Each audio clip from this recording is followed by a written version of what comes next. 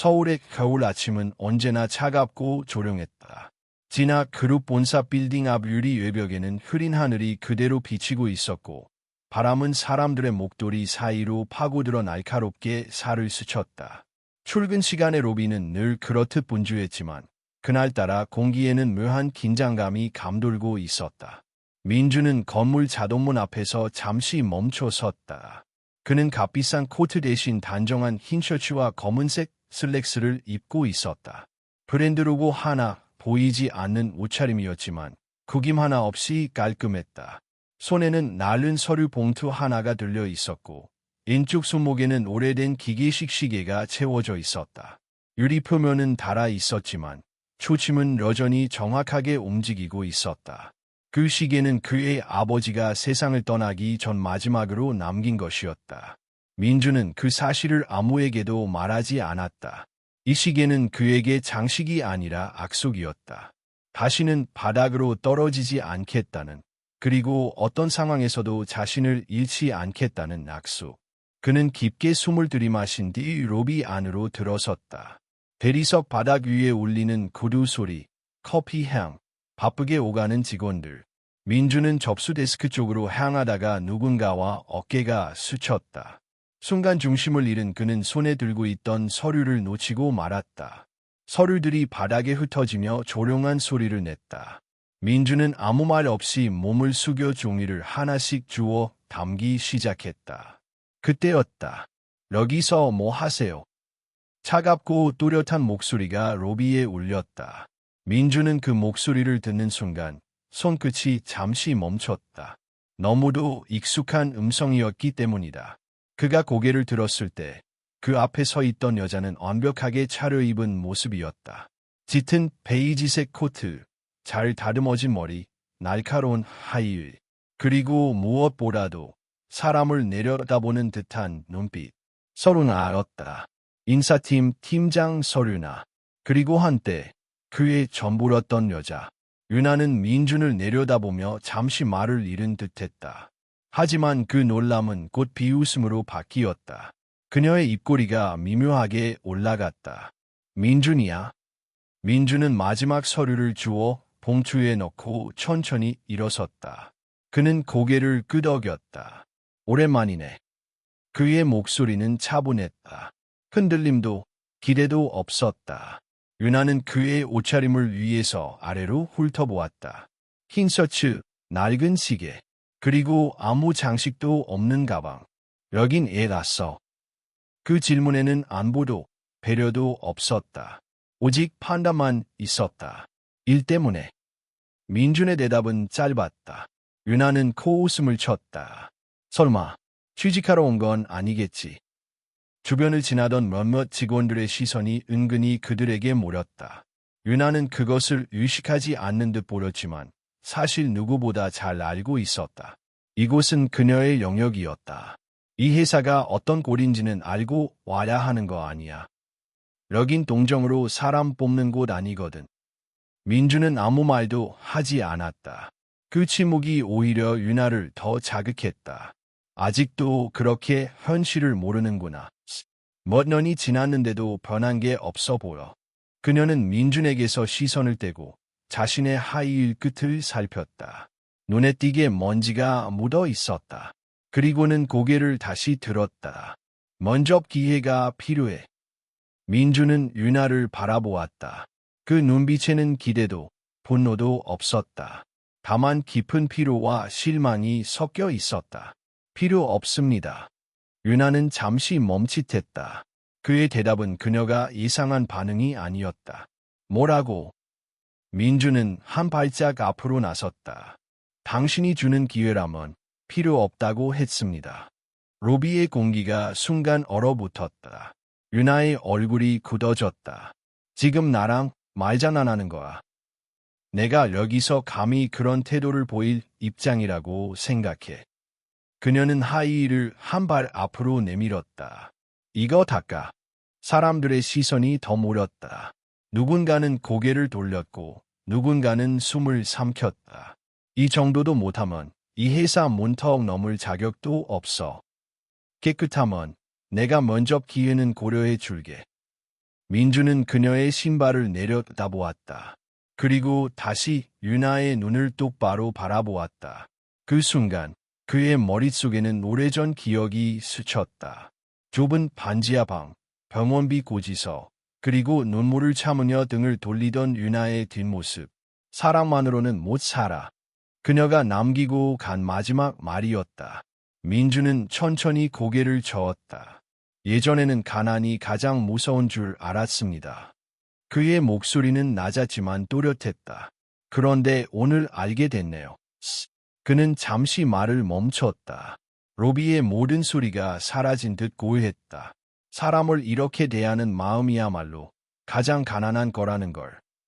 유나는 말문이 막혔다. 그의 말은 조롱이 아니었다. 분노도 아니었다. 그저 사실처럼 들렸다. 민주는 고개를 숙여 봉투를 정리한 뒤 조용히 말했다. 전 제 자존심을 지키러 여기 온 게 아닙니다. 그리고 당신은 더 이상 제 과거가 아닙니다. 그는 등을 돌려 출입문 쪽으로 걸어갔다. 누구도 그를 막지 않았다. 유나는 그 자리에 서서 한동안 움직이지 못했다. 로비의 소음이 다시 들리기 시작했지만 그녀의 귀에는 아무것도 들어오지 않았다. 민준의 뒷모습이 자동문 너머로 사라지는 순간 그녀는 알 수 없는 불안감을 느꼈다. 유류는 알 수 없었지만 왠지 모르게 중요한 무언가를 놓친 기분이었다. 그러나 그녀는 곧 고개를 들고 스스로에게 말했다. 별것도 아닌 사람이야. 그녀는 그렇게 생각해야만 했다. 그날 아침 서류나는 아직 알지 못했다. 조금 후 자신이 가장 무시했던 그 남자가 이 건물 전체의 운명을 쥐고 있다는 사실을. 그리고 이 만남이 자신의 인생을 송두리째 뒤흔들 시작이라는 것도. 민주는 지나 그룹 건물에서 나와 맞은편 작은 카페로 들어섰다. 창가 자리에 앉아 따뜻한 아메리카노를 주문한 뒤 유리창 너머로 분주한 건물의 정문을 바라보았다. 방금 전 일어난 일이 마치 한편의 연극처럼 느껴졌다. 그는 한 손으로 컵을 감싸쥔 채 천천히 숨을 내쉬었다. 손목에 찬 시계가 잠시 눈에 들어왔다. 바늘은 멈추지 않았다. 그는 자신에게 되뇌었다. 지금부터가 진짜 시작이다. 민준의 시선은 건물 입구로 향했다. 그 순간 낯익은 인물이 그의 눈에 들어왔다. 서류나와 함께 건물 밖으로 나오는 한 남자. 배에 힘이 들어간 듯한 정장 차림, 손에는 최고급 브랜드 가방, 얼굴에는 늘 인위적인 미소가 붙어 있는 남자. 진아 그룹 본사 한국지사장 강희사였다. 그는 유나와 함께 웃으며 이야기하다가 자신의 검은색 외제차 옆에 세워진 커피컵을 보곤 인상을 찌푸렸다. 이런 걸 여기에나. 정신 나간 놈이네. 그는 주변을 두리번거리더니 근처에서 술고 있던 경비 아저씨를 발견했다. 아, 박 아저씨, 이리 좀 와봐. 민주는 눈을 가늘게 뜨고 그 상황을 지켜보았다. 박 아저씨는 허리를 굽히고 걸어왔다. 손에는 오래된 깃자루와 쓰레바지가 들려 있었다. 이게 뭐야? 커피를 차 위에 올려놓는 사람이 어딨어? 이거 다 닦아. 당장. 박 아저씨는 허겁지겁 고개를 숙이며 말했다. 죄송합니다, 이사님. 제가 바로. 하지만 그의 손이 떨려서인지 닦으려던 천이 컵을 건드려 차량 보닛 위에 커피가 쏟아졌다. 갈색 액체가 광택나는 검은색 보닛 위로 퍼졌다. 순간 강이사의 얼굴이 붉게 달아올랐다. 이게 얼마짜리 차인지 알긴 해. 이 도장 한번 긁히면 수리비가 얼마인 줄 알아. 그는 소리치며 박 아저씨의 손에서 천을 빼앗고 바닥에 던져버렸다. 유나도 옆에서 팔짱을 끼고 눈을 찌푸렸다. 이런 분, 아직도 여기서 일하는 거야. 노인네가 정신도 없고 손도 제대로 못 쓰는데 애 계속 고령하는 거죠. 그녀는 핸드백을 열어 지갑에서 10,000원짜리 멋장을 꺼냈다. 그리고 박 아저씨 앞에 툭 던졌다. 이거 받고 오늘부로 그만두세요. 회사 이미지 망치는 분은 더 이상 필요 없어요. 지나가던 직원 몇 명이 그 모습을 보고 눈살을 찌푸렸지만 누구도 나서서 말리지 못했다. 유나는 이 건물에서 가장 무서운 사람이었다. 말 한마디면 계약직 직원 하나쯤은 하루 만에 사라질 수 있었다. 박 아저씨는 굽은 허리로 떨어진 지폐를 하나하나 주우며 중얼거렸다. 죄송합니다. 제가 정말 죄송합니다. 그의 눈가에 맺힌 눈물이 햇살에 반짝였다. 그 모습을 보고 있던 민준의 손이 천천히 테이블을 내려쳤다. 컵이 미세하게 흔들렸다. 그는 자리에서 일어나 조용히 건물 쪽으로 걸었다. 로비 앞까지 다가가자 박 아저씨는 아직도 머리를 숙이고 있었다. 윤아와 강 이사는 이미 차에 올라탔다. 민준은 말없이 자신의 손수건을 꺼내 박 아저씨 손에 쥐어주었다. 이걸로 닦으세요. 괜찮으세요? 박 아저씨는 놀란 눈으로 그를 바라보았다. 저를 아세요? 아니요. 하지만 조금 전부터 보고 있었습니다. 민준은 지갑을 꺼내 물티슈와 물을 건네며 조심스레 손을 잡아 세웠다. 이런 대접 받으실 분이 아니잖아요. 박 아저씨는 아무 말 없이 손수건을 바라보다가 작은 소리로 말했다. 젊은 사람 중에 이런 말 해주는 사람 정말 오랜만이네요. 잠시 후 그들은 건물 옆 그늘 아래 벤치에 앉았다. 민준은 조용히 물을 한 병 건네며 박 아저씨의 이야기를 듣기 시작했다. 처음 이 회사 생길 때부터 여기 있었습니다. 그땐 지금하고 완전 달랐죠. 사장님도 직원 한 명 한 명 이름을 기억했어요. 근데 언제부턴가 분위기가 확 바뀌었죠. 강 이사가 오고 나서부터였어요. 좀고 똑똑하긴 했지만 인간미가 없었어요. 윤아 씨는요? 박 아저씨는 잠시 말이 없더니 고개를 천천히 저었다. 그 친구도 처음엔 안 그랬어요. 겸손하고 인사도 잘하고.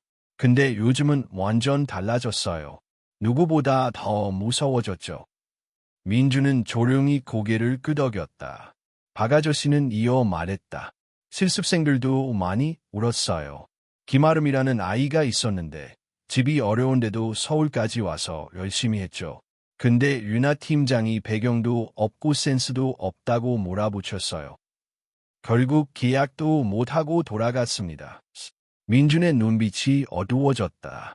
그 아이 아직도 기억나요. 마지막 날 로비에서 울고 있었거든요.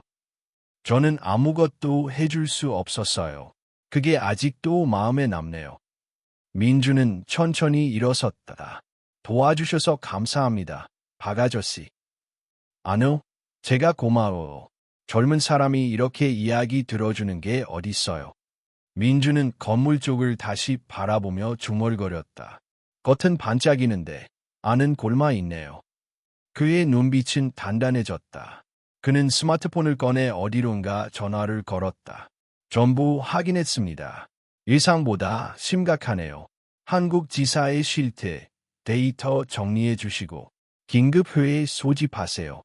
그가 전화를 끊고 고개를 들었을 때 진아 그룹의 유리 건물은 여전히 햇빛을 반사하며 빛나고 있었다. 하지만 그 눈부심 뒤에는 한 남자의 결단과 정의가 다가오고 있었다. 민주는 박 아저씨와 작별 인사를 나눈 후 다시 카페로 돌아와 창가 자리에 앉았다. 이제 그는 단순히 과거의 연인을 다시 만난 것이 아니라 변질된 조직의 병폐를 직접 목격한 증인이 되었다. 그의 눈앞에 펼쳐진 진아 그룹 본사는 그저 거대한 유리 건물일 뿐이었다. 하지만 그 유리 너머엔 누군가의 야망과 타인의 눈물이 뒤엉켜 있었다. 커피는 식어 있었고 그의 눈은 창밖이 아닌 과거를 향해 있었다. 시간이 천천히 되감기듯 그날의 기억이 또렷이 떠올랐다. 5해 전 겨울의 끝자락. 그날도 서울엔 눈이 내리고 있었다. 그는 그때도 흰 셔츠를 입고 있었다. 그 차림으로 병원 복도에 서 있었고 한 손엔 어머니의 수술동의서, 다른 손엔 미납 유류비 고지서가 지어져 있었다. 수술비는 오늘 중으로 입금되지 않으면 수술 불가능합니다. 의사의 말이 귓가를 맴돌았다. 그는 이미 3개의 아르바이트를 병행하고 있었고 체력은 한계에 도달해 있었다. 그날 새벽 그는 쓰러져 응급실에 실려가기도 했다. 하지만 자신이 아프면 안 되는 상황이었다. 가장으로서 그리고 하나뿐인 어머니의 아들로서 그는 마지막 기대를 가지고 윤아를 불렀다. 그녀는 그 당시 대기업 인턴으로 근무 중이었다. 둘은 대학 시절부터 3년을 함께했고 고된 일상 속에서도 서로의 어깨를 내어주며 버텼다. 유나라, 미안해. 나 지금 병원에 있어. 엄마가 위급하셔서 혹시 조금만 도와줄 수 있을까? 그녀는 한참 동안 대답하지 않았다. 그리고는 아주 조용히 말했다. 민준아, 나도 이제 내 인생을 살아야 해. 그 말은 칼처럼 날카롭게 그의 가슴을 찔렀다. 사랑만으로는 못 살아. 현실은 생각보다 냉정하잖아. 계속 이렇게 힘든 길만 걸어야 하는 거라면 솔직히 자신 없어. 그녀는 눈을 피한 채 병원 복도를 빠르게 걸어 나갔다. 그날 이후 그녀는 연락을 끊었고 사라졌다. 며칠 뒤 어머니는 세상을 떠났다. 장례식장에는 그의 친척 몇 명만이 조용히 고개를 숙이고 있었다. 유나는 오지 않았다. 그 이후로 민주는 서울을 떠났다. 한국이라는 무대를 뒤로하고 일본, 홍콩, 싱가포르를 떠돌았다. 하루에 20시간 넘게 일하며 낮에는 무력 회사 배송보조, 밤에는 주방보조, 틈틈이 금융과 경영 공부를 병행했다. 잠은 고작 2시간, 식사는 컵라면 하나. 그렇게 3년을 버티고 그는 작은 기업의 경영 컨설턴트로 입사했다. 이후 눈에 띄는 성과를 내며 결국 진화 그룹 본사의 투자부서로 스카웃되었다. 그리고 단 2년 만에 그는 그룹 아시아 총괄 운영본부의 책임자 자리에 올랐다. 그는 부를 위해서가 아니라 누구에게도 짓밟히지 않기 위해 자신을 증명하고자 했다. 그 길의 끝에서 마주한 것이 다시 만난 유나였다. 그리고 그녀는 전보다 더 차가운 사람이 되어 있었다. 그는 창밖을 바라보았다. 그 순간 로비에 다시 한번 김아름이라는 이름이 떠올랐다. 박 아저씨가 언급했던 실습생.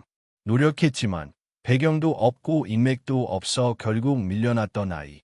민주는 갑자기 그 아이의 마지막 날 모습이 떠올랐다. 지하철역 근처 작은 분식집. 흐린 날씨, 우산 없이 비를 맞으며 혼자 울고 있던 그녀. 그는 그때도 그녀를 본 적이 있었다. 하지만 그땐 아무런 권한이 없었다. 그저 같은 회사 근처를 스쳐 지나가는 사람일 뿐이었다. 하지만 이제는 달랐다. 그는 이 조직의 방향을 바꿀 수 있는 위치에 있었다. 그 순간 민준의 휴대전화가 울렸다. 화면에는 엔드코트, 강의사 엔드코트라는 이름이 떴다. 그는 잠시 망설이다가 받았다. 민준 씨, 오늘 오전에 회사에 오셨다죠? 유나 팀장에게 들었어요. 무슨 일로? 민준은 말없이 듣고만 있었다.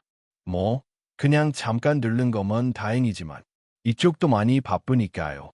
혹시 앞으로 무슨 협의가 필요하면 미리 말씀 주시고. 강의사의 목소리에는 묘한 견제의 뉘앙스가 섞여 있었다. 제가 본사랑도 자주 연락하니까요. 괜한 오해 생기지 않게 조심해야죠. 우리 둘 다. 그 순간 민준의 입가에 조용한 웃음이 떠올랐다. 네, 그 점 걱정 마세요. 곧 저희가 직접 연락드릴 테니까요. 그는 전화를 끊고 단호한 눈빛으로 서류 가방을 열었다. 거기에는 어제 밤새 정리한 내부 감사 계획서와 복수의 제보서가 담겨 있었다. 그는 낮게 혼잣말을 했다. 이제 보여줄 시간이다.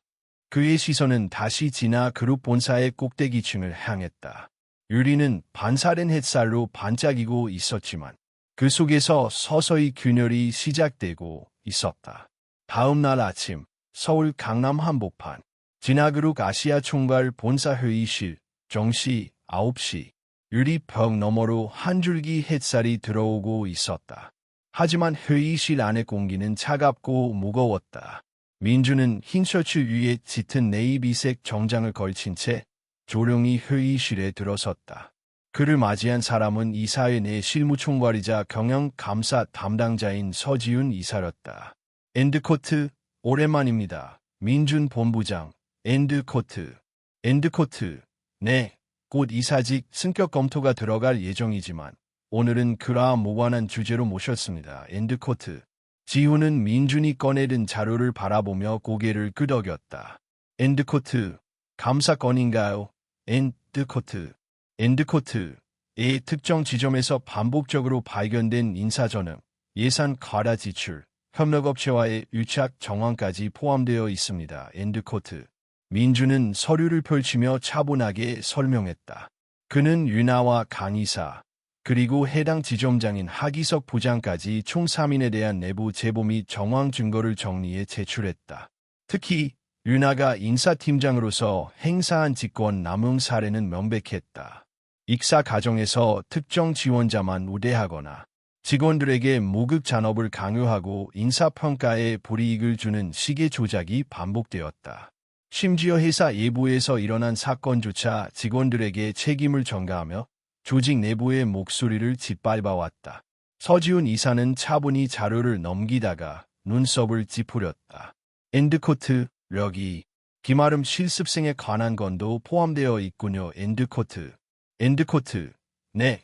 그녀는 해당 지점에서 인턴으로 근무 중 부당하게 평가절하되었고 불공정한 처우를 받아 퇴사했습니다. 엔드코트. 엔드코트. 인턴을 비정상적으로 교체하는 패턴이 수개월간 반복되었고 그 과정에서 교육 예산이 자주 조작된 흔적이 있습니다. 엔드코트. 지호는 한참 동안 침묵했다. 그의 눈빛은 점점 진지해졌고 손에 들린 커피잔은 더 이상 움직이지 않았다. 엔드코트. 민준 본부장. 이건 단순한 인사 문제가 아닙니다. 조직의 철학 자체를 흔드는 문제예요. 엔드코트. 엔드코트. 그래서 직접 나선 겁니다. 아시다시피 이 지점은 저희 본사와 전략적 연결이 많은 곳입니다. 본사의 가치와 운영 방식이 그대로 반영되어야 할 장소죠. 엔드코트. 지훈은 고개를 끄덕였다. 그는 이미 민준의 역량과 태도를 높이 평가하고 있었지만 이 정도의 분석력과 정밀한 계획은 예상 이상이었다. 엔드코트. 이사회를 소집합시다. 공식적으로 감사를 시작해야겠어. 엔드코트. 민준은 고개를 숙였다. 그리고 같은 시각 강남 진화그룹 지점. 윤아는 회의실에서 팀원들에게 일일 브리핑을 하던 중이었다. 그녀는 여느 때처럼 단정한 외모와 자신감 있는 목소리로 임했다. 엔드코트. 이번 주는 본사 감사팀이 방문할 가능성이 있습니다. 모두 복장과 업무 일지를 깔끔히 정리해주세요. 엔드코트. 하지만 그녀의 말투는 어딘가 날이 서 있었다. 며칠 전 민준과의 재해 이후 그녀는 계속해서 불안한 기색을 숨기지 못했다. 강이사와도 2차례 통화를 했고 본사에서 무언가 움직이고 있다는 걸 느낄 수 있었다. 점심시간 그녀는 사무실 옥상 정원으로 올라갔다. 도시의 고층 빌딩 사이로 스쳐가는 바람 속에서 그녀는 혼잣말처럼 중얼였다. 엔드코트. 설마 진짜 감사를 시작한 건가? 엔드코트. 그녀는 민준의 눈빛을 기억했다. 그 차분하고 냉정한 그러나 더 이상 흔들림 없는 눈빛. 자신이 알던 과거의 그 남자는 아니었다. 엔드코트. 이렇게까지 할 줄은 몰랐어. 엔드코트. 한편 민준은 감사팀과 함께 공식적인 감사 통보서를 지점에 발송했다. 문서엔 총 3단계의 내부조사 기획과 전 임직원 인터뷰, 인사기록 전수조사 등이 포함되어 있었다. 그리고 다음 날 지점 전체가 비상사태에 돌입했다. 감사팀의 도착과 함께 모든 회의는 취소되었고 각 부서장들은 개별 면담에 불려가 긴장된 분위기 속에 대기했다. 윤아는 감사실에 소환된 순간 의자에 앉으며 최대한 태연한 척했다. 엔드코트. 이건 단순한 루틴 감사죠. 엔드코트. 감사팀장은 민준이 보낸 서류를 꺼내들며 말했다. 엔드코트. 정기 감사는 다음 분기입니다. 이번은 특별 감사입니다. 엔드코트. 그 말에 윤아의 손끝이 미세하게 떨렸다. 엔드코트. 어떤 혐의가 있다는 말씀이신가요? 엔드코트. 엔드코트. 정확한 사실은 조사를 통해 밝혀질 것입니다. 다만 이 과정에서 허위 진술이나 증거 조작이 확인될 경우 인사 규정에 따라 추가 징계가 있을 수 있음을 알려드립니다. 엔드코트. 윤아는 더 이상 말을 잇지 못했다. 그녀의 기억 속에서 민준은 늘 배려심 많고 따뜻한 사람이었다. 하지만 지금 그는 칼날처럼 냉정한 현실의 판단자로 돌아와 있었다. 며칠 후 감사팀은 내부 보고서를 1차 정리했다. 보고서에는 수십 건의 인사 부당 처리, 회식비와 접대비의 과다 청구, 그리고 협력업체 선정 과정의 불투명성이 명시되어 있었다. 이사회의 결정은 빨랐다. 다음 주 진화그룹 본사에서 직접 청문회가 열릴 것이며 관련자 전원이 소환 조사를 받을 예정이라는 공문이 전 지점에 전달되었다. 그리고 그날 저녁 민주는 어두워진 도심 속 본사 건물 옥상에 서 있었다. 서울의 야경은 여전히 화려했지만 그 아래 숨어있는 부조리는 이제 더 이상 예면할 수 없었다. 그의 옆에 있던 서지훈 이사가 조용히 말했다. 엔드코트, 민준 씨, 혹시 아직 감정이 남아있는 겁니까? 엔드코트. 민준은 잠시 침묵하다가 고개를 저었다. 엔드코트, 감정은 끝났습니다. 남은 건 책임이죠. 그리고 다시는 그 누구도 같은 상처를 입지 않도록 만드는 것. 엔드코트. 하늘엔 별이 보이지 않았다. 하지만 그들의 아래 진실은 이제 조금씩 모습을 드러내기 시작했다. 진화그룹 본사 회의실. 청문회 당일 아침. 정장 차림의 관계자들이 335 회의실 안으로 들어왔다. 모두의 표정은 긴장에 굳어 있었고 공기엔 무언가 폭풍전야의 기운이 감돌았다. 윤아는 복도 끝에서 천천히 걸어오고 있었다. 그녀의 옷차림은 평소보다 훨씬 수수했고 얼굴에는 화장이 거의 없었다. 지난 며칠간의 감사조사로 인해 그녀는 눈에 띄게 수척해졌고 눈가의 다크서클은 화장으로도 가릴 수 없었다. 그녀는 입구 앞에서 잠시 멈춰섰다. 유리 너머로 보이는 민준의 모습이 선명하게 눈에 들어왔다. 그는 단정하게 정돈된 외모와 고요한 눈빛으로 서류를 정리하고 있었다. 그의 옆에는 서지훈 이사와 본사 감사팀장, 그리고 인사을 법무팀의 책임자들이 자리하고 있었다. 정말 끝까지 가는 거구나. 윤아는 속으로 중얼이며 문을 밀고 들어갔다. 순간 회의실 안의 모든 시선이 그녀를 향했다. 그 시선들 속엔 연민도, 놀람도, 그리고 분노도 섞여 있었다. 민주는 그녀를 보았지만 아무 말도 하지 않았다. 그저 서류를 덮고 자리에 앉았다. 이제 모든 말은 기록된 문서와 증거가 대신할 것이기 때문이었다. 회의는 서지훈 이사의 사회로 시작되었다. 오늘은 진화그룹 강남지점에 대한 특별 감사에 따른 청문회입니다. 이번 조사의 목적은 특정 인물의 처벌이 아닌 조직의 가치와 윤리를 회복하는 데에 있습니다. 그는 자료를 들고 조용히 선언했다. 먼저 인사권 남용 사례에 대한 질의가 시작됩니다. 한윤아 팀장, 자리로 나오시죠. 윤아는 조용히 일어나 마이크 앞에 섰다. 그녀의 손은 떨리고 있었지만 억지로 평정을 유지하려 애썼다. 한윤아 팀장, 본사 감사 결과 기아가 재직 기간 중 총 17건의 인사평가를 조작하거나 편향된 방식으로 진행한 정황이 드러났습니다. 이에 대해 어떻게 설명하시겠습니까? 윤아는 입을 열었지만 목소리가 쉽게 나오지 않았다. 몇 초의 침묵 끝에 그녀는 간신히 입을 뗐다. 처음엔 조직의 효율성과 성과 중심 인사를 위한 판단이었습니다. 하지만 결과적으로 공정하지 않았다는 건 인정합니다. 그 순간 뒷자리에 앉아있던 김아름 전 실습생이 고개를 들었다. 그녀는 이번 청문회에 참고인 자격으로 참석하고 있었다. 눈빛엔 두려움보다 단호함이 깃들어 있었다. 그럼 김아름 씨의 사례에 대해 묻겠습니다. 감사팀장이 말했다. 해당 인턴이 체험한 업무 환경은 명백한 직장 내 괴롭힘에 해당한다는 의견이 다수 제출되었습니다. 그에 대해 책임을 어떻게 지실 겁니까? 윤아는 아름을 바라보았다. 그녀의 눈빛은 예전과 달리 흔들림이 없었고 죄책감이 밀려왔다. 미안해요. 그땐 제가 너무... 그녀의 말이 채 끝나기도 전에 뒤쪽에서 또 다른 목소리가 들려왔다. 그 목소리의 주인공은 박노식 대리, 인사팀의 중간 관리자였다. 저도 증언하겠습니다. 윤아 팀장 지시로 실적이 낮은 직원들에 대해 낮은 평가를 하도록 강요받았습니다. 그들 중 일부는 억울하게 퇴사했고 그 책임은 모두 저에게 떠넘겨졌습니다. 회의장은 술렁이기 시작했다. 이어서 강 이사도 호출되었다. 그는 본사 측에 제출된 수많은 영수증과 계약서에 대해 질문을 받았다. 여기 이 협력업체 실체가 없다는 건 알고 계셨습니까? 서지훈 이사가 물었다. 강 이사는 당황한 얼굴로 답했다. 그건 윤아 팀장이 소개한 업체였고 난 단지 서류상 문제 없는 걸로 알고 사인했습니다. 그 순간 윤아의 눈빛이 흔들렸다. 거짓말이에요. 강 이사님이 직접 지시하셨잖아요. 계약 진행도, 대금 분할도.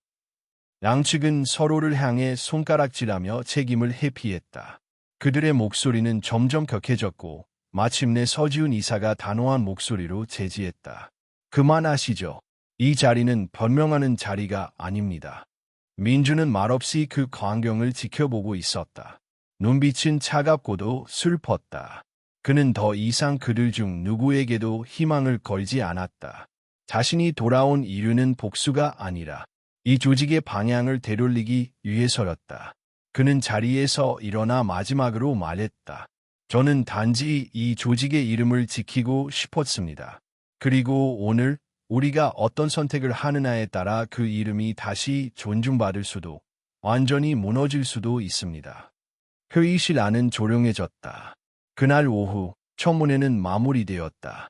본사 측은 관련자에 대한 징계 절차에 즉시 착수할 것이며 이번 감사를 통해 인사 및 윤리 시스템을 전면 재정비할 계획임을 공식 발표했다.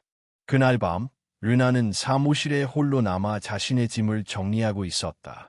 책상 서랍을 열자 오래전 민준이 선물했던 작은 수첩 하나가 나왔다. 거기엔 이런 문구가 적혀 있었다. 진정한 힘은 누군가를 짓밟는 데 있지 않다. 사람을 품고 바른 방향으로 이끄는 데 있다. 그녀는 조용히 수첩을 덮고 눈을 감았다. 자신이 잃은 것은 단지 자리나 돈이 아니었다. 그보다 더 소중했던 한 사람의 신뢰와 진심을 잃은 것이었다. 청문회가 끝난 다음 날 아침, 진아그룹의 사내 게시판엔 공식 공지가 게시되었다. 한윤아 전 인사팀장 인사권 남용 및 윤리 위반으로 인한 즉시 해임, 강인호 이사 직무정지 및 법적 조사 대상자로 본사 감사팀 이관, 진아그룹 강남지점 내부 구조 전면 개편 착수. 짧고도 강력한 문구들은 조직 내 모두에게 경고와도 같았다. 사내 메신저에는 직원들 간 조심스러운 대화가 오갔다.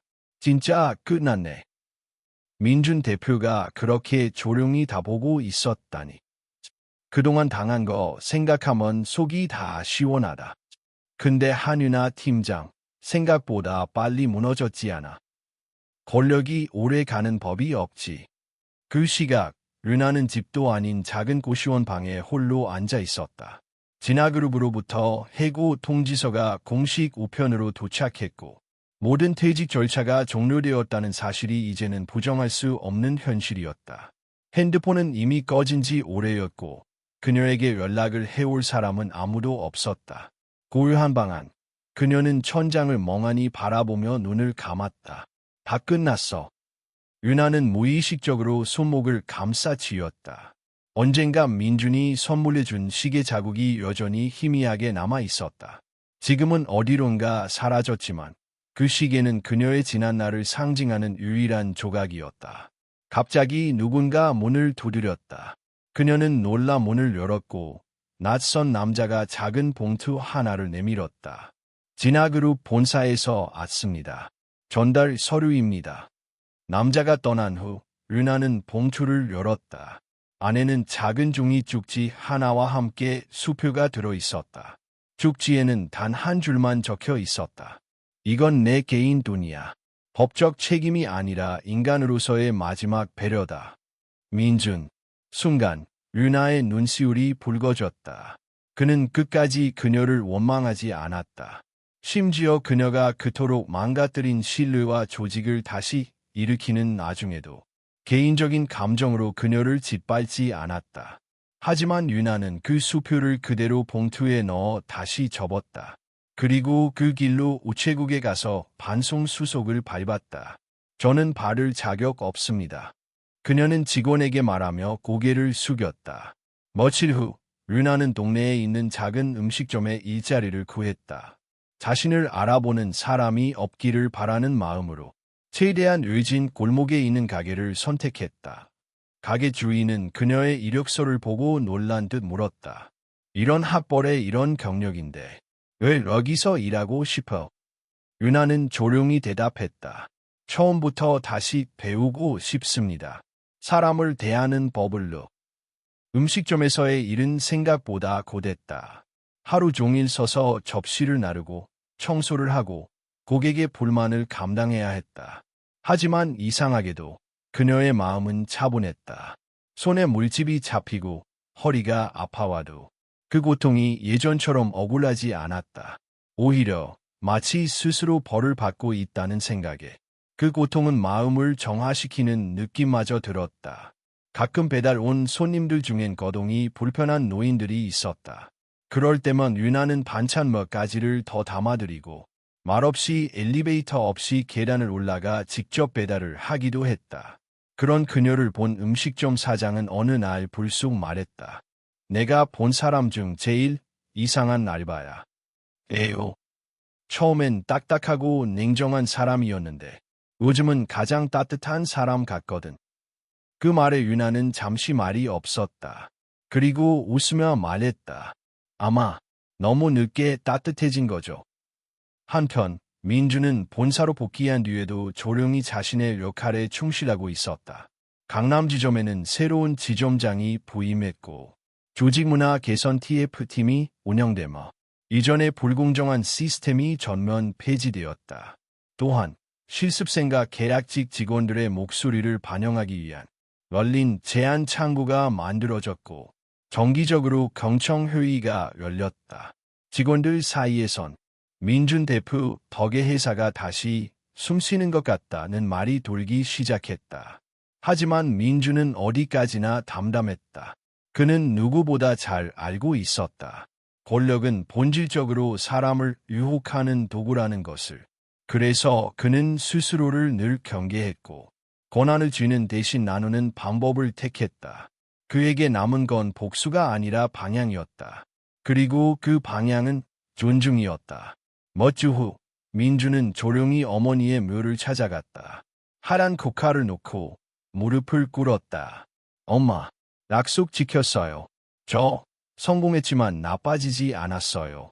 사람들을 밟지 않고도 올라올 수 있다는 거 보여줬어요. 바람이 부드럽게 불었고 하늘은 맑았다. 그 순간 묘지 너머에서 누군가가 조심스럽게 걸어오는 기척이 들렸다.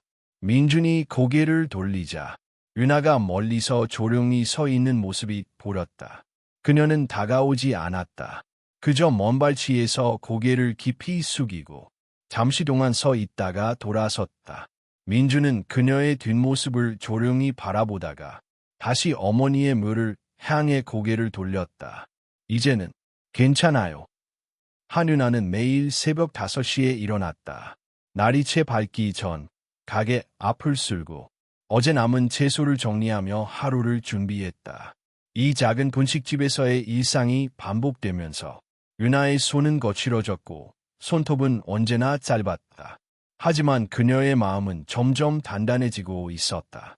가끔씩 지나가는 행인들이 분식집 창가에 붙은 어려운 분에게는 따뜻한 건물 무료라는 안내문을 보고 망설이다가 들어와 소심하게 한마디 했다. 정말 괜찮을까요?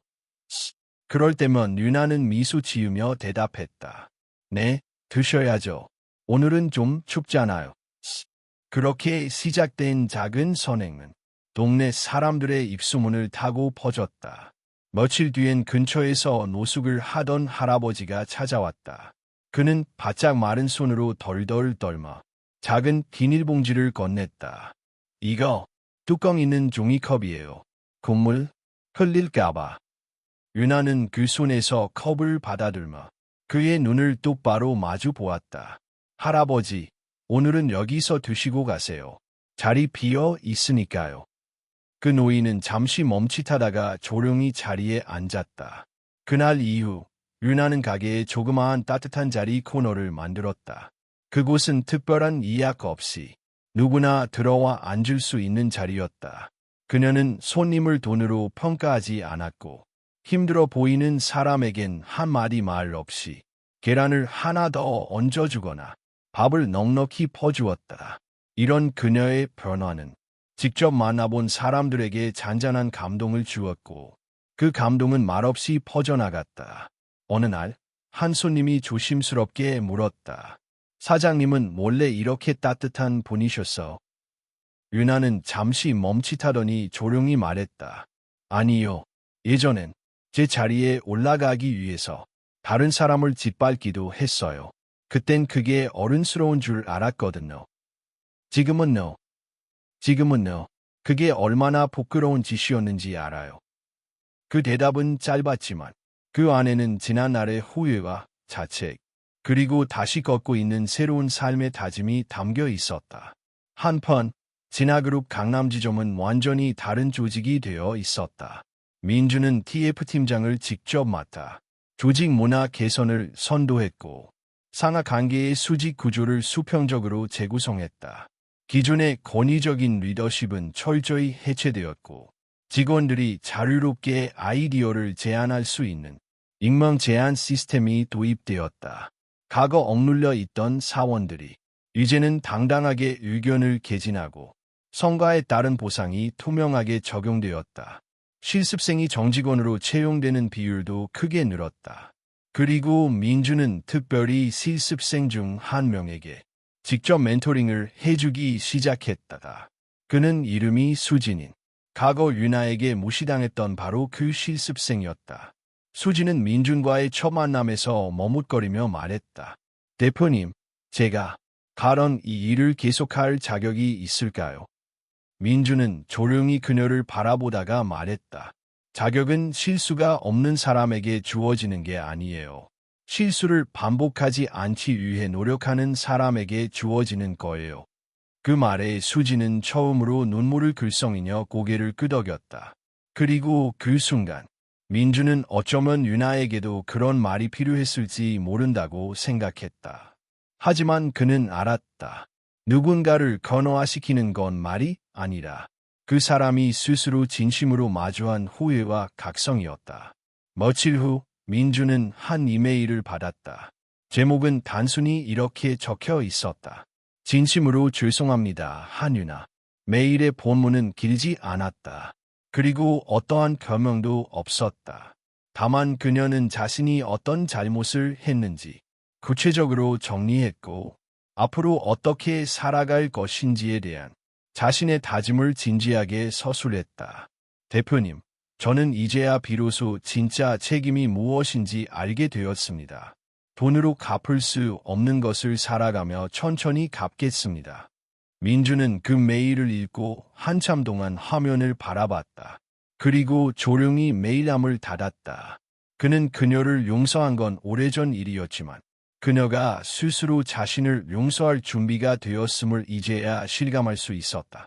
다음 날 민주는 개인 시간에 봉사활동을 하러 지역 노인복지센터에 들렀다. 그곳에서 그는 우연히 낯익은 뒷모습을 발견했다. 앞치마를 두르고 휠체어를 민 채 할머니에게 음식을 나눠주고 있는 그 사람은 바로 유나였다. 그녀는 그가 온 줄도 모르고 자연스럽게 웃으며 어르신들에게 인사를 하고 있었다. 민주는 잠시 멈춰서 그녀를 바라봤다. 그 웃음은 과거 민준이 사랑했던 유나의 웃음과 닮아 있었다. 하지만 그는 그 자리에 오래 서 있지 않았다. 그는 조용히 뒤돌아서 다른 봉사자들과 함께 음식을 나르는 일을 시작했다. 그날 두 사람은 말을 나누지 않았다. 하지만 서로의 존재를 느꼈고 그것만으로 충분한 위로가 되었다. 한유나는 봉사활동이 끝난 후 복지센터 뒤편 벤치에 앉았다. 손끝에 남아있는 김치국 냄새와 어르신들의 웃음소리가 아직도 귓가에 맴돌았다. 그녀는 오늘도 수십 명의 노인들에게 식사를 나눠주고 휠체어를 밀고 말벗이 되어 주었다. 언젠가부터 이 시간이 그녀에게 하루 중 가장 소중한 순간이 되었다. 한쪽에서 누군가 조용히 다가왔다. 그녀는 고개를 돌리지 않아도 그 존재를 알 수 있었다. 그의 걸음걸이, 향기, 그리고 공기의 흐름마저 익숙했다. 오랜만이네요. 윤아가 먼저 입을 열었다. 민주는 조용히 앉았다. 벤치 사이에 자연스럽게 거리를 두고 앉은 두 사람 사이에 한동안 말이 없었다. 그러다 윤아가 천천히 말했다. 여기에서 봉사하신다는 얘기는 들었어요. 처음엔 그냥 우연이겠거니 했는데 이제는 알겠어요. 당신은 말보다 행동으로 보여주는 사람이었다는 걸. 민주는 조용히 고개를 끄덕였다. 그녀가 달라졌다는 걸. 그녀의 말에서, 표정에서, 심지어 침묵 속에서도 확연히 느낄 수 있었다. 예전에 나는 당신이 어떤 사람인지 보지 못했어요. 아니, 보려고 하지 않았죠. 윤아의 목소리는 떨렸지만 눈빛은 맑았다. 지금의 나는 당신을 바로, 그리고 나 자신도 바로. 많이 늦었지만 이게 내가 할 수 있는 전부예요. 민주는 한참을 침묵하다가 조용히 입을 열었다. 윤아 씨는 이제 거짓 없이 말할 줄 아는 사람이 되었네요. 그게 얼마나 어려운 일인지 저는 잘 알아요. 그는 그녀를 향해 고개를 돌렸다. 그리고 그걸 해낸 윤아 씨가 정말 자랑스럽습니다. 윤아는 갑작스러운 말에 당황했지만 그 말이 결코 위로나 동정이 아님을 알았다. 그것은 진심이었다. 지금의 그녀를 있는 그대로 인정하는 사람의 순수한 시선이었다. 하지만 민준이 덧붙였다. 지금 우리는 각자의 길을 걷고 있는 중이에요. 우리가 같은 길을 걷던 시절은 아름다웠지만 다시 돌아갈 수는 없겠죠. 윤아는 고개를 끄덕이며 웃었다. 네, 저도 알아요. 우리가 지금 만나는 이유는 과거로 돌아가기 위해서가 아니라 서로의 길을 응원하기 위해서라는 거요. 그 말에 민준도 미소를 지었다. 그 순간 그들 사이에 오랜 미해결 감정, 상처, 오해, 미련은 조용히 흩어졌다. 더 이상 우리라는 단어에 얽매이지 않아도 서로를 이해할 수 있는 경지에 다다른 것이다. 한참 후 민주는 자리에서 일어났다. 그럼 전 먼저 가보겠습니다. 다음 달에도 이 센터에서 봉사할 예정이에요. 혹시 또 만나게 된다면 그땐 함께 일해요. 윤아는 자리에서 일어나 그를 향해 가볍게 인사했다. 기다릴게요. 그리고 고마워요. 나를 믿지 않았지만 나를 증오하지도 않았던 당신에게. 민주는 마지막으로 그녀를 바라보며 고개를 끄덕였다.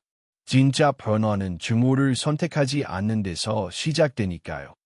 그는 조용히 센터를 나섰다. 그 뒷모습을 바라보며 윤아는 처음으로 그 사람과 함께하지 않아도 괜찮은 삶을 받아들였다. 그건 슬픔이 아닌 해방감이었다.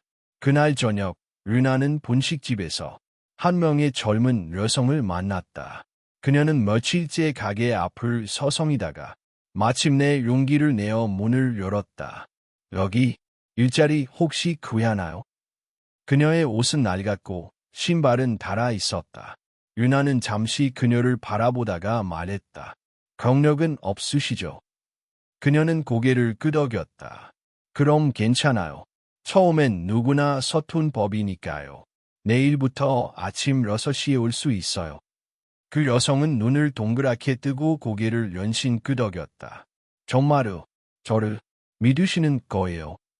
윤아는 살짝 웃으며 말했다. 나도 누군가의 믿음으로 다시 시작했으니까요. 그날 이후 윤아의 분식집에는 하나둘씩 새로운 사람들이 모여들기 시작했다. 누군가는 일자리를 찾아왔고 누군가는 따뜻한 밥 한 끼를 먹기 위해 들렀다. 그리고 그곳에서 윤아는 한때 자신이 파괴했던 것을 다시 쌓아 올리고 있었다. 이제 그녀는 누구보다 따뜻한 사장이 되었고 동네 사람들 사이에서는 누구보다 마음이 부자인 사람으로 불렸다. 한때 욕망으로 가득 찼던 그녀의 눈빛은 이제는 연민과 공감으로 빛났고 그녀의 하루는 누군가의 아침을 열어주는 일로 시작되었다. 그 누구도 그녀가 한때 권력을 위해 사람을 짓밟던 사람이었다는 것을 상상할 수 없었다. 그녀는 매일매일 조용히 숙지하고 있었다. 화려한 무대가 아닌 본식집의 작은 조리대 앞에서. 그날 이후 한윤아의 본식집은 단순한 식당 그 이상이 되었다. 그곳은 따뜻한 밥 한 끼를 넘어 누군가에겐 피난처였고 누군가에겐 새로운 출발선이었다. 이름도 없이 거리에서 표류하던 사람들이 그곳에서 이름을 되찾았다. 먼저 들어온 정민이 가정폭력에 시달리다 모든 것을 버리고 도망친 그녀는 자존감이 바닥에 떨어진 상태였다. 처음엔 설거지를 하면서도 주변의 시선에 주눅들었지만 윤아가 건넨 한마디에 조금씩 마음을 열기 시작했다. 미니 씨, 오늘 이모님께서 당신 김치볶음밥이 최고라고 하셨어요. 미니는 그날 처음으로 웃었다. 작고 조심스러운 웃음이었지만 그 미소는 분명 희망의 시작이었다. 이후로도 다양한 사연을 가진 사람들이 조용히 그러나 꾸준히 본식집의 문을 열고 들어왔다. 퇴소한 보육원 출신 청년, 형을 대신해 가장이 된 고등학생, 길 위에서 삶을 잃을 뻔한 중년 남성까지 그들은 누구도 손 내밀어주지 않던 세상에서 한윤아를 만났고 그녀의 조용한 친절은 그들의 삶을 다시 이어주는 실이 되었다. 어느 날 본식집에 낯익은 얼굴이 나타났다. 랑복 차림의 남자. 그는 잠시 주위를 둘러보더니 윤아를 향해 다가왔다. 한윤아 씨 맞으시죠? 윤아는 순간 긴장했지만 그의 명함을 보고 조용히 숨을 돌렸다. 사회복지재단 오세진 실장님. 네, 저희 재단에서 최근에 윤아 씨의 활동을 듣고 직접 찾아왔습니다. 윤아는 당황스러워하며 손사래를 쳤다.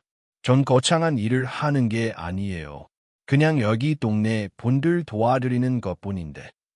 세진은 고개를 저었다. 아닙니다. 작은 변화가 큰 파동을 만들듯 윤아 씨의 본식집은 지금 이 지역의 구조적 문제를 실질적으로 해결하고 있어요. 그는 테이블 위에 노트북을 펼쳐 보여주었다.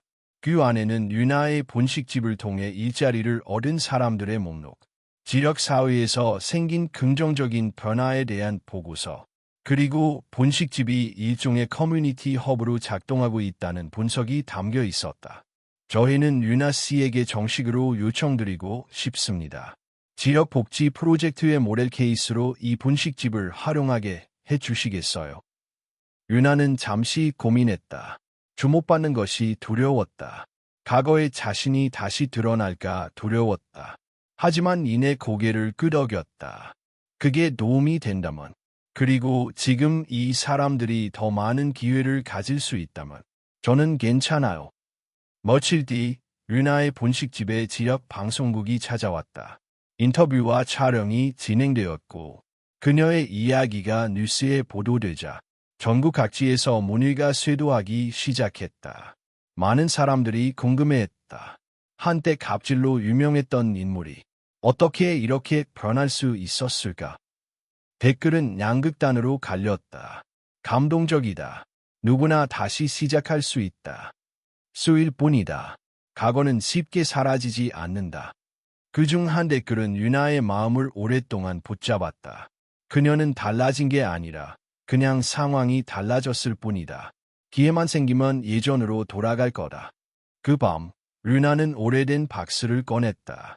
그 안에는 예전의 명함, 고급 시계, 그리고 그녀가 한때 우월감을 느끼게 해줬던 수많은 외제 화장품 샘플들이 있었다.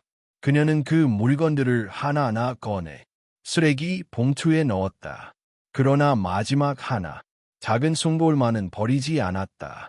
그 거울은 그녀가 민준을 비웃던 날 자신의 얼굴을 고치기 위해 쓰던 거울이었다. 윤아는 거울 속 자신의 얼굴을 들여다보았다. 이제 그 안엔 호령이 아닌 연민이, 거만함이 아닌 책임감이, 깃든 눈동자가 있었다. 그래, 과거는 지울 수 없어. 하지만 내가 앞으로 무엇을 하는지는 내가 정할 수 있어. 그녀는 다시 쓰레기 봉투를 묶고 밖으로 나갔다. 본식집 앞에 한 아이가 혼자 주먹밥을 먹고 있었다. 혼자야. 유나가 조용히 물었다. 내 엄마가 일하러 가셨어요. 아이의 얼굴은 피곤해 보였지만 눈은 초롱초롱했다. 밥은 맛있어. 응, 제일 맛있어요. 아이는 헐짝 웃었다. 그 미소는 그 어떤 혼장보다 유나의 가슴을 울렸다. 그날 밤 그녀는 일기를 썼다. 오늘은 나의 과거를 쓰레기 봉투에 담아 버렸다. 하지만 나의 오늘은 누군가의 내일을 위해 더 깨끗이 준비되었다. 조용히 그러나 강하게 한 사람의 변화는 또 다른 사람의 삶을 바꾸고 있었다. 그 변화의 중심에 더 이상 과거의 유나는 없었다. 이제 남은 것은 누군가를 위한 오늘의 유나뿐이었다. 그해 겨울은 예년보다 길고 매서웠다.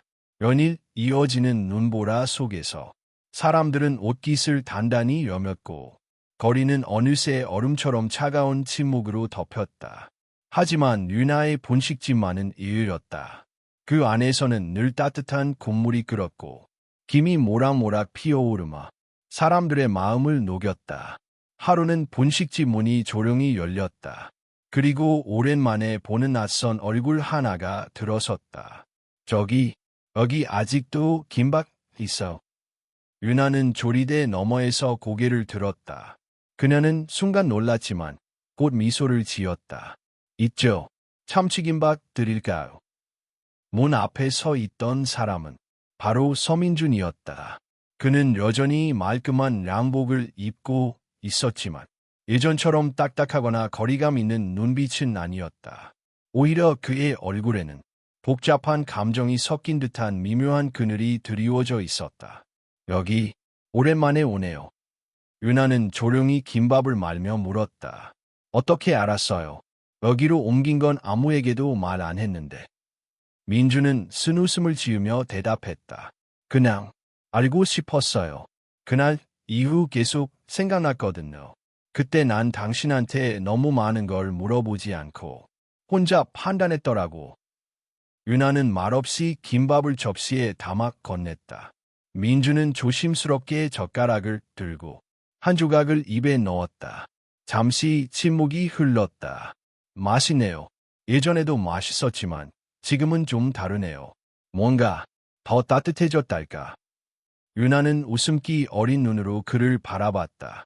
고마워요. 그 말 내가 들을 수 있을 거라고 생각 못했어요. 민주는 고개를 숙였다. 난 그때 너무 어리석었어요. 복수처럼 보여서 떠났지만 사실은 내가 당신을 두려워했어요. 당신이 정말 변했다는 걸 받아들이는 게 무서웠어요. 왜냐하면 그건 나도 바뀌어야 한다는 뜻이니까. 유나는 조용히 고개를 끄덕였다. 그 마음 이해해요. 나도 나 자신을 받아들이는데 오래 걸렸어요. 처음엔 변한 나를 믿어주지 않는 사람들이 원망스러웠고 나중엔 내가 정말 변한 건가 의심도 했어요. 근데 이젠 달라요. 사람들이 어떻게 보든 간에 나는 내가 매일 더 나아지기 위해 노력하고 있다는 걸 알아요. 민주는 유나의 눈을 바라보며 조용히 물었다. 혹시 우리가 다시 시작할 수 있을까요? 유나는 놀라지 않았다. 하지만 그녀의 대답은 단호하고도 따뜻했다. 우린 이미 끝났어요, 민준 씨. 그건 슬픈 일이지만 잘된 일이기도 해요. 우린 서로에게 상처를 줬고 그 상처 덕분에 더 나은 사람이 됐잖아요. 이제 그걸로 충분해요. 민주는 고개를 끄덕였다. 맞아요. 당신 말이 맞아요. 내가 듣고 싶었던 건 용서였나 봐요. 유나는 부드럽게 웃었다. 나도 그래요. 이젠 누구도 미워하고 싶지 않아요. 그냥 내 하루를 정직하고 따뜻하게 살아가고 싶어. 민주는 마지막 김밥 조각을 먹고 자리에서 일어났다. 잘 지내요, 유나 씨. 진심으로 응원할게요. 그는 가게 문을 열고 다시 찬바람 속으로 걸어 나갔다. 유나는 그가 떠나는 모습을 조용히 바라봤다. 예전 같았으면 눈물이 났을지도 모른다. 하지만 지금의 유나는 그저 따뜻한 국물을 한 국자 더 끓이며 가게 안을 둘러보았다. 민희는 오늘도 밝은 얼굴로 손님을 맞았고 새로 들어온 실습생은 유나에게 반죽하는 법을 배우고 있었다. 이제 유나의 하루는 과거가 아닌 누군가의 오늘을 만드는 일로 가득했다. 며칠 뒤 분식집 병문에 하나의 액자가 걸렸다. 직원들과 함께 찍은 단체 사진, 그리고 그 아래엔 유나가 직접 적은 문장이 있었다. 작은 친절이 세상을 바꾼다. 그 말은 단순한 구호가 아니었다. 그녀는 몸소 그걸 증명해냈다. 그날 밤, 유나는 오래간만에 밤하늘을 올려 쳐다봤다. 눈은 그쳤고 달빛이 골목길을 부드럽게 비추고 있었다. 봄이 올 기미는 아직 보이지 않았지만 유나는 확신했다. 이제 곧 꽃이 필 것이다. 그리고 그 꽃은 과거의 어둠 위에 피어나는 따뜻한 봄꽃일 것이다.